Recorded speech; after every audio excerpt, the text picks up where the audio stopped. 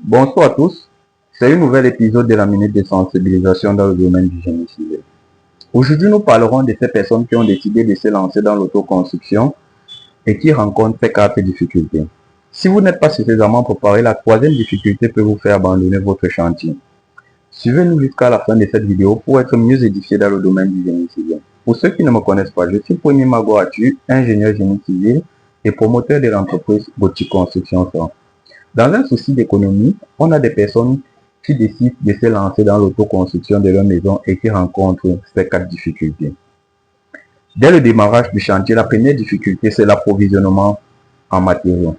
Sachez une chose, quelle qu'en soit l'histoire qu'un commerçant vous raconte, vous ne pouvez pas acheter le matériau en tant que maître d'ouvrage à un prix technicien ou super grossiste. Même jusqu'au niveau des grandes surfaces, pour un début, vous allez d'abord payer le prix et au fur et à mesure, vous allez apprendre comment faire des négociations. La deuxième difficulté, c'est le personnel. Avec le phénomène d'immigration au Canada, il est de plus en plus difficile de trouver un bon technicien. D'ailleurs, pour avoir un technicien compétent, vous devez recruter au moins 10.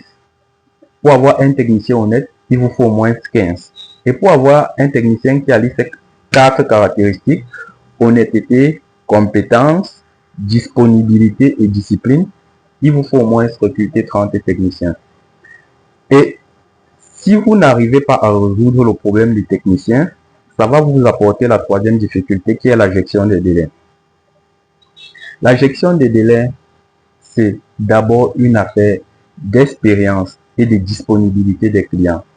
Et si vous n'arrivez pas à résoudre les problèmes des délais, votre chantier subira une augmentation des coûts de construction.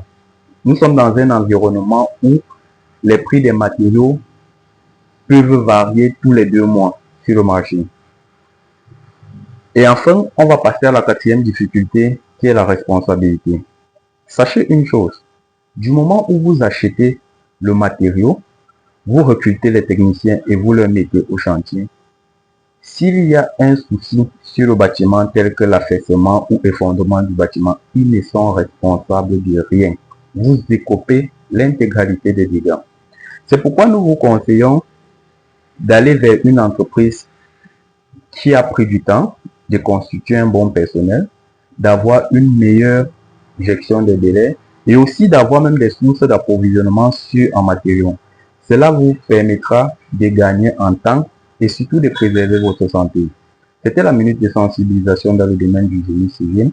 À la semaine prochaine pour une nouvelle vidéo dont nous parlerons des clôtures dans les maisons d'habitation.